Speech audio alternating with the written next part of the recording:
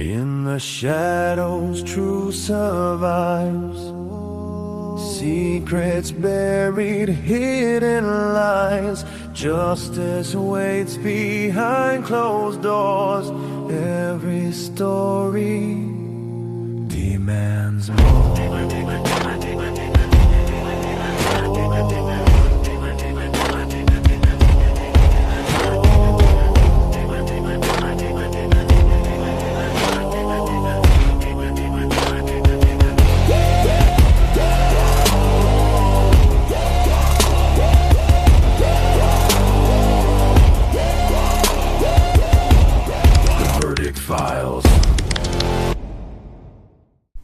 रात का अंधेरा एक अलग ही चेहरा दिखाता है।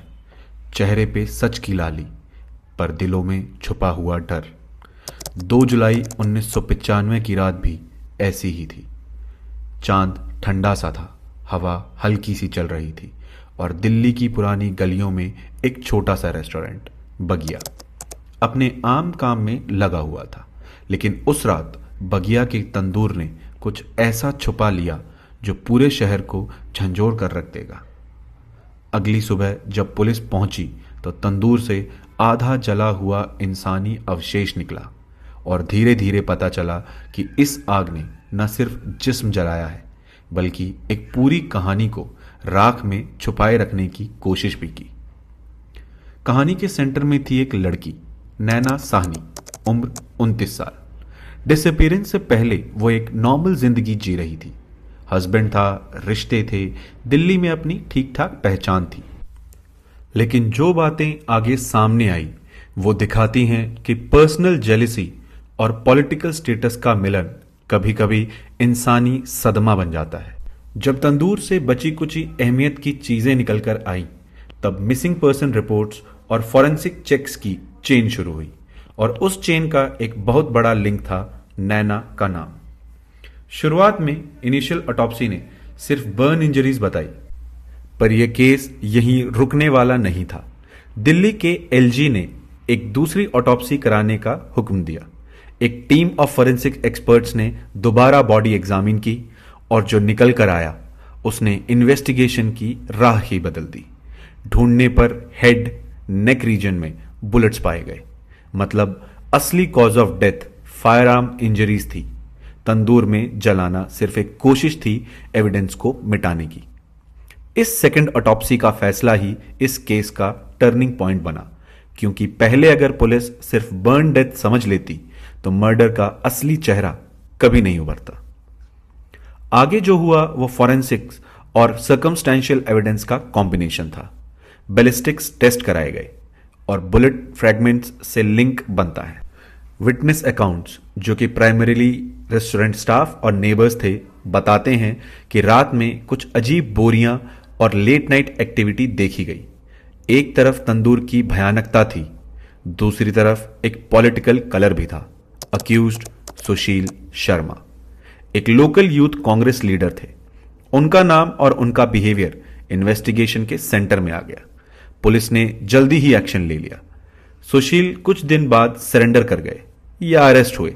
Sources very on exact surrenders timeline with in early July 1995 और केस कोर्ट में आगे बढ़ा। कुछ चीजें ऐसी थी जो ऑफिशियल रिकॉर्ड्स और मीडिया रिपोर्ट से बार बार कंफर्म हुई। 2-3 जुलाई 1995 को तंदूर से रिमेन्स रिकवर हुए। 27 जुलाई 1995 तक फॉर्मल चार्जशीट फाइल कर दी गई और 2003 में ट्रायल कोर्ट ने कन्विक्शन डिलीवर किया।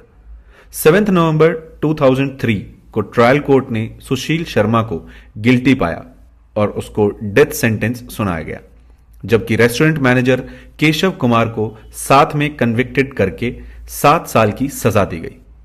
ट्रायल कोर्ट ने इस मर्डर को ब्रूटल एंड प्री मेडिटेटेड बताकर सबूतों को बहुत गहन लिया। केस का एक और फेज पब्लिक डिबेट बन गया। क्या लाइफ टर्म का मतलब लाइफ ही होता है? कब रिलीज पॉसिबल है? इस पर मीडिया और लीगल स्कॉलर्स में डिस्कशंस हुए और इस डिबेट का एक विजिबल मोमेंट गया दिसंबर 2018 में, जब रिपोर्ट्स आए कि दिल्ली हाई कोर्ट ने सुशील शर्मा को जेल से रिलीज करने के ऑर्डर्स दिए। वो दिसंबर 21-22 2018 को जेल से बाहर निकला। एक डेवलपमेंट जिसने फिर से टैबलॉइड्स और लीगल कमेंटेटर्स को जागृत कर दिया। कुछ ने कहा यह जस्टिस का फेलियर है, कुछ ने रिफॉर्म्स और रिहैबिलिटेशन की जरूरत पर जोर दिया। यह एपिसोड दिखाता है कि लीगल प्रोसेसेस, अपील्स और रिमिशन किताब के बाहर लोगों की सोच को भी चुनौती देते हैं। लेकिन आगे चलकर इस केस को सिर्फ एक सेंसेशनल मर्डर से ज्यादा देखा गया। यह फॉरेंसिक्स की जीत का केस भी बन गया। अगर सेकेंड ऑटोप्सी नहीं होती, शायद केस कभी पूरे रूप में सामने ही नहीं आता।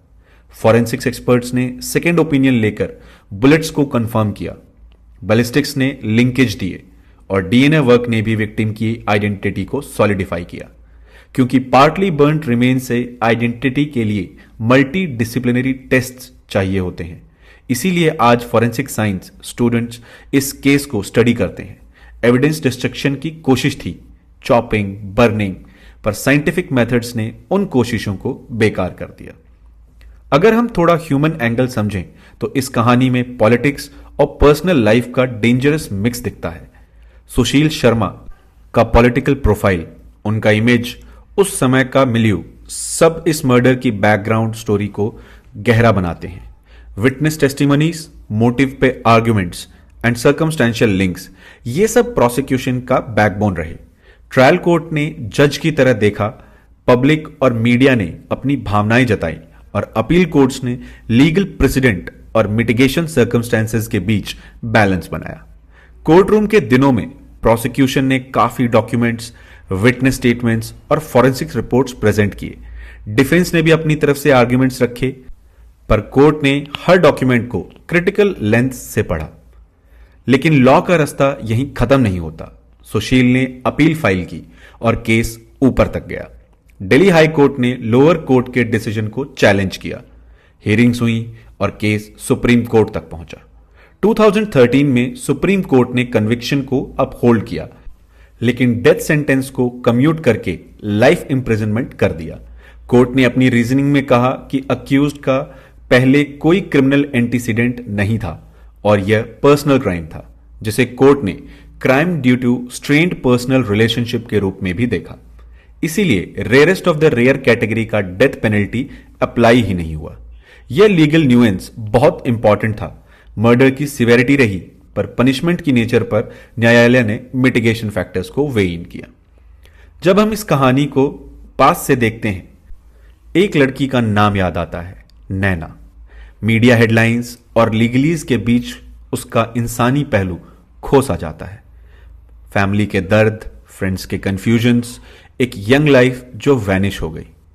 केस ने हुकूमती एजेंसीज को जगाया, एक better forensic response, better victim identification का प्रोसेस, और पुलिस को एनकरेज किया कि मल्टीपल ऑटोप्सीज कंसिडर करें जब इनिशियल रिपोर्ट्स इनकंसिस्टेंट हों।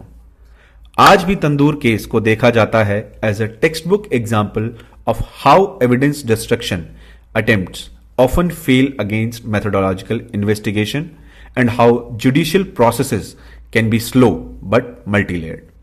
इस कहानी से यह भी सीख मिलती है कि सेंसेशनल फ्रेमिंग से आगे बढ़कर फैक्ट्स पे टिकना चाहिए और second opinions, particularly in forensics, कभी ऑप्शनल नहीं होने चाहिए।